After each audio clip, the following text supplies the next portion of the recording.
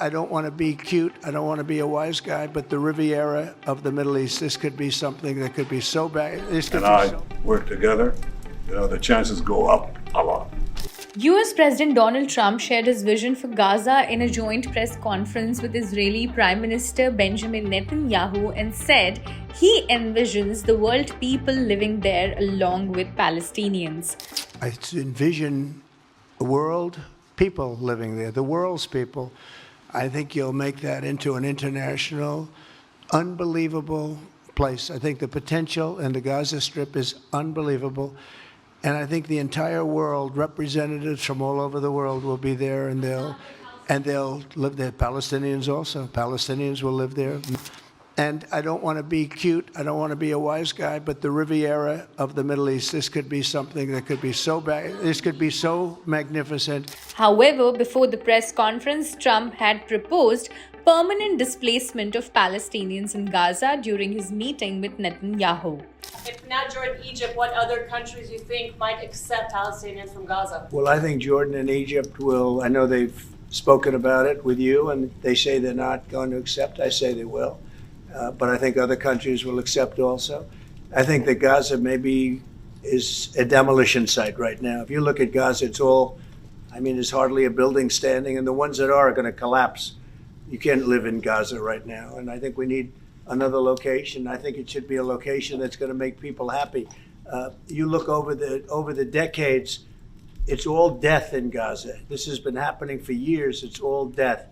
If we can get a beautiful area to resettle people permanently in nice homes and where they can be happy and not be shot, not be killed, not be knifed to death like what's happening in Gaza. And right now you have in Gaza a very dangerous situation in terms of explosives all over the place, in terms of tunnels that nobody knows who's in the tunnel. The whole thing is a mess.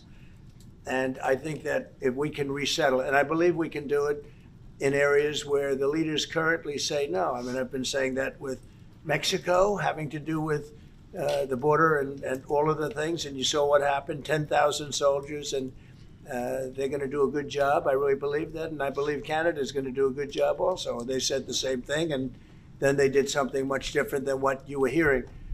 This is a very, very difficult situation, but we're going to get it solved. I don't think people should be going back to Gaza. I think that Gaza has been very unlucky for them. They've lived like hell. They lived like you're living in hell. Gaza is not a place for people to be living. And the only reason they want to go back, and I believe this strongly, is because they have no alternative. What's the alternative? Go where? There's no other alternative. If they had an alternative, they'd much rather not go back to Gaza and live in a beautiful alternative that's safe. How many people are you thinking about? All of them. We're talking about probably 1.7 million people, 1.7 million, maybe 1.8 million. But I think all of them. I think they'll be resettled in areas where they can live a beautiful life and not be worried about dying every day. Same message I said from the beginning of the war. We'll get them out, get them back. We got over 70%, close to 75% of the people who everybody believed will not get out. We got them in successive deals. And most recently, with the help of President Trump. We're not going to give up on any of them, and we're not going to give up on our other war aims. Hamas is not going to be in Gaza, and we're going to get everyone back. When asked if Trump was optimistic about reaching phase 2 of the ceasefire, this is how Netanyahu responded. Well, we're going to try. That's one of the reasons, one of the things we're going to talk about here.